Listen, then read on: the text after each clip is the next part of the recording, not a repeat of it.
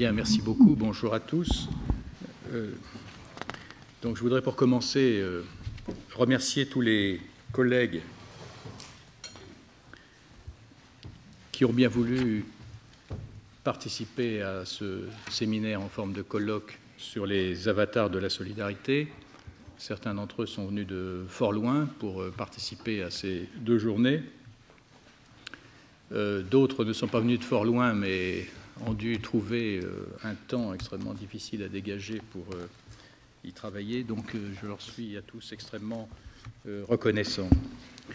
La manière dont le droit est envisagé dans le cadre du programme de la chaire État social et mondialisation, analyse juridique des solidarités, consiste à prendre le droit à la fois comme... Pardon, vous ne comprenez pas bien. Ah, vous n'entendez pas bien. Moi, c'est pire, vous savez, d'année en année, j'atteins un isolement bienheureux, surtout dans les restaurants. Donc, il y a deux façons d'enseigner et d'aborder le droit. On peut y voir quelque chose un peu comme une sorte de plomberie où des créances et des dettes circulent dans une tuyauterie et le rôle des juristes est de s'assurer qu'il n'y ait pas de fuite. Mais la question de savoir à quoi ça sert est toujours renvoyée à d'autres. Ces autres, ça peut être les théologiens, les philosophes, les sciences sociales, aujourd'hui souvent l'économie, voire la biologie. Une autre façon de faire est de prendre le droit comme l'un des traits d'une culture à un moment donné ou d'une civilisation à un moment donné. Je rappelle que le mot civilisation vient de droit civil. Et d'essayer de penser les rapports complexes qu'il peut y avoir entre les modes de pensée juridiques et les autres. Alors c'est dans cette perspective que nous nous situons aujourd'hui. Et j'ai souhaité que ce premier séminaire porte sur la solidarité qui est inscrite dans le titre de cette chaire, en raison notamment du caractère un peu énigmatique, complexe, ambigu de cette notion de solidarité sur laquelle nous allons réfléchir pendant ces deux journées.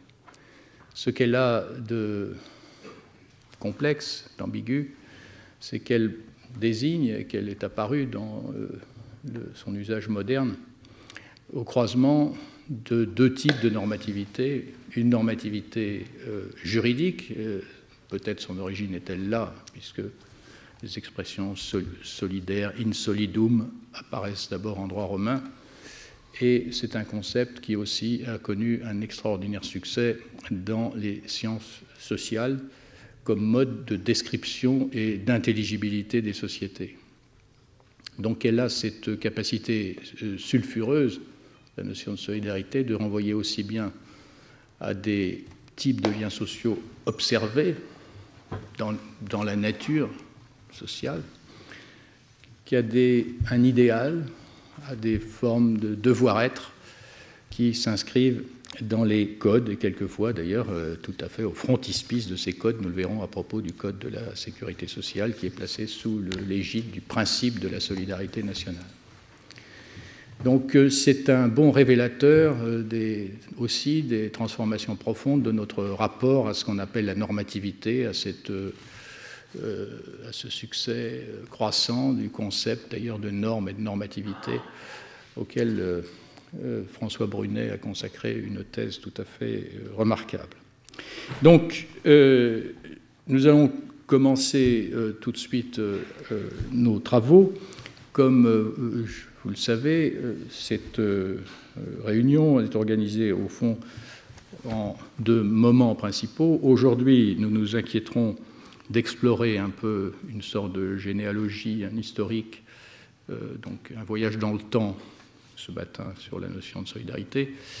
Et cet après-midi, nous nous efforcerons de croiser des points de vue étrangers sur l'idée de solidarité, partant de l'idée que dans les sciences humaines, enfin en tout cas qui ont l'humain pour objet, ce qui peut le mieux tenir lieu de l'objectivité, c'est justement cette diversité des points de vue, d'où l'importance d'ailleurs de la diversité des langues qui sont l'écran au travers duquel nous saisissons le monde, et sans qu'on puisse dire que l'une langue est la vérité du monde et les autres non. Et c'est aussi cette dimension philologique qui sera présente cet après-midi.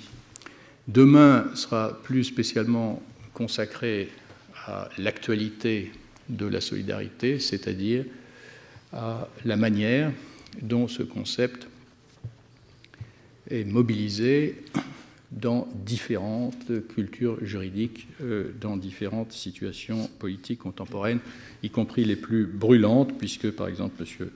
Ashkar viendra nous parler du printemps arabe et des questions soulevées aussi sur le plan juridique par ces transformations politiques actuelles.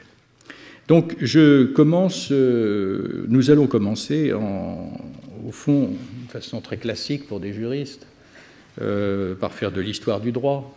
Je remercie Alain Wichfels, qui est un historien du droit peu commun, puisque nous avons l'habitude en France d'avoir des historiens du droit français, qui d'ailleurs font partir l'origine du monde à la... il y a le droit romain, et puis il y a la formation de la royauté française, et puis ensuite on fait l'histoire du droit. Et Alain Wichfels, c'est un de ceux qui a publié un ouvrage, à ma connaissance, unique dans la littérature francophone, appuyé sur sa connaissance très approfondie à la fois des cultures allemandes, britanniques et du monde latin. Et donc c'est dans cette perspective, au fond, plus européenne que nous allons nous situer. Cher Alain, merci encore. Donc 30 minutes. 30 minutes.